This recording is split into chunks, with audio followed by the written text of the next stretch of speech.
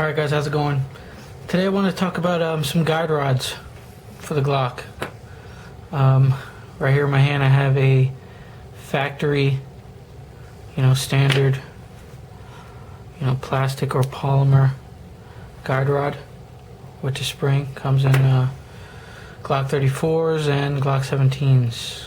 Same size, probably in other models they have the same size and guide rod and spring. But there's an aftermarket one out there. It's called a tungsten guide rod. Now it's supposed to be 5 times heavier than your standard recoil, your standard guide rod, and it's supposed to be 2 times heavier than your regular old steel guide rod. Now I have it installed in this one. Take it out, show you the way it looks. It does look a little different. Here we are. Now if you look at it, I don't know if this is coming up on camera, but it's bronze. It kind of has like a copper bronze look over this one, and just holding them side by side, there's a world of difference. Now, why would someone need a guide rod like this? Well, what it does is it adds a little extra weight to the front of the muzzle, which helps reduce recoil and muzzle flip and help you, get follow-up shots. Now, the Glock 34 is not a carry gun for me. It is a competition gun, and that's what I use it for only. So any little thing that can add a little bit of weight and reduce muzzle flip will help shave off seconds, or 1 second. If you can shave off 1 second off your time, that helps. So what I'm going to do is I'm going to bring in a scale here. We'll put this a little bit to the side. I'm going to bring in my scale that I have set in ounces, and we're going to weigh the factory stock guide rod and spring, and that's in ounces. That's 0.35 ounces. What we're going to do is we're going to weigh the tungsten guide rod, and that's coming up at 1.5 ounces. So there you go. There's a weight difference, and it is significant. You can actually really feel a large difference in weight between these. Now, I don't have a regular steel guide rod. Steel guide rods usually you can get them around $30–35. This one here costs actually around $50 for this one.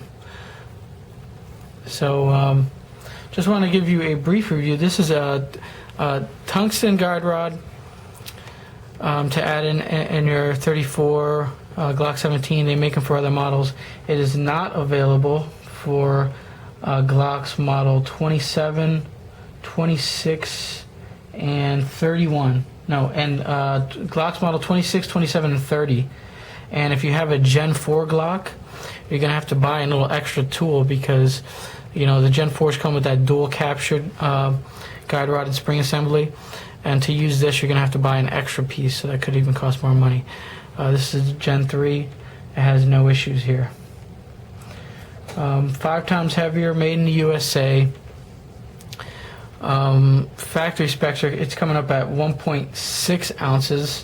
I'm getting 1.5 ounces. But I did shoot this with this guide rod in there, and to be honest with you, I'll be honest, I did notice a difference.